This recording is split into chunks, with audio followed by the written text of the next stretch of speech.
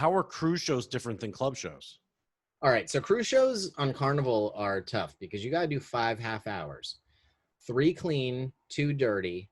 They say you only need 1 set for each of the shows, like 1 half hour clean, 1 half hour dirty. But the people keep coming back to your show because on Carnival they don't have to get a ticket; they can just walk right in. So you got to put together a few different shows if you want to survive, because otherwise you start into a set that you've already done before and people get audibly upset about it. So I got to the point on Carnival where I'd had like 4 sets, and I'd say to them at the end of the 4th set, like, hey, if you're at this one, don't come to the next one because I'm going to do this again. And even though that's hard to say, it was way easier to get through that sentence than it would be to get through the whole second half hour of watching people watching the light in their eyes die. I mean, I think to some people it'd be cool because you see the repetition it takes to be a comedian, but at the same time, I totally understand. It's cool, but they don't laugh again. Yeah. And when there's enough of that in the crowd that you can feel Sucks out. or people will just get up and walk out like you betrayed them, you know? So I started working for other cruise lines, and each one is its own game. Each ship is its own game. Some ships you got to do a ton of shows because they have a club. Some ships you just do one big show in the theater and then you're done. But they're, it's a specific, doing the ships is a specific game because they're not necessarily comedy fans. They're just, you're the entertainment for that night.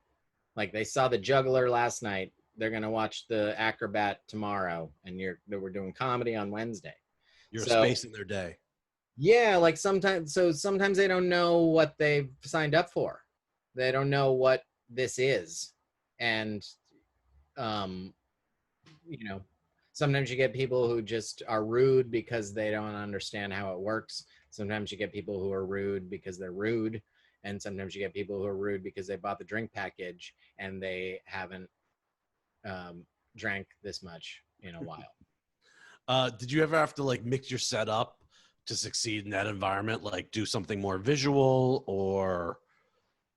Yeah, you always make the adjustments. I mean, that's what we do as comics, is to try to adjust what we do to the situation.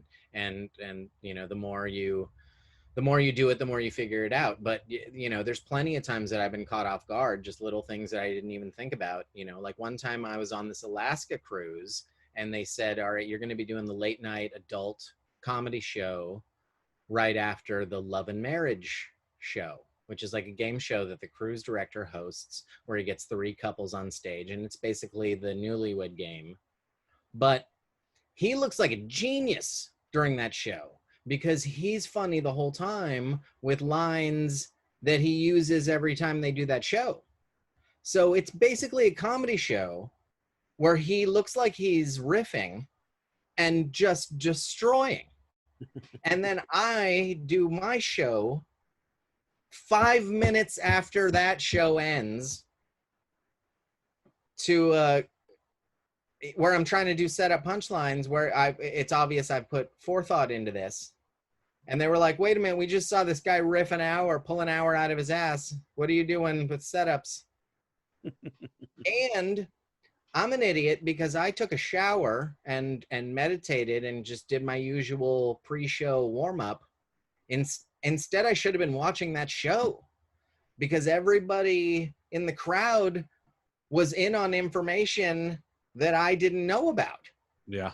So I would do a bit about my wife, about something with the wife, and somebody yell, oh, just like Jerry. And I'd be like, who the fuck is Jerry? And the entire crowd is in on it. And I don't, so little mistakes. Yeah, tough act to follow.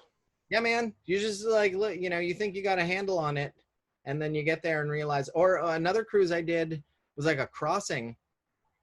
And when we got to Hawaii, we were like crossing from like Vancouver to Hawaii and then Hawaii to Tahiti. But when we dropped everybody off in Hawaii, the next group of passengers was all Australian. There were 8 Americans on board. Everybody else was Australian. So I had to go through my act, like taking out anything American, like any references to, they don't know who Bob Barker is. They don't know, what, like, they don't know who Wilford Brimley is. Not all of my references are old men. Our old 80s references. Yeah. But you know what I mean? There's a definite, like, you got to rethink this.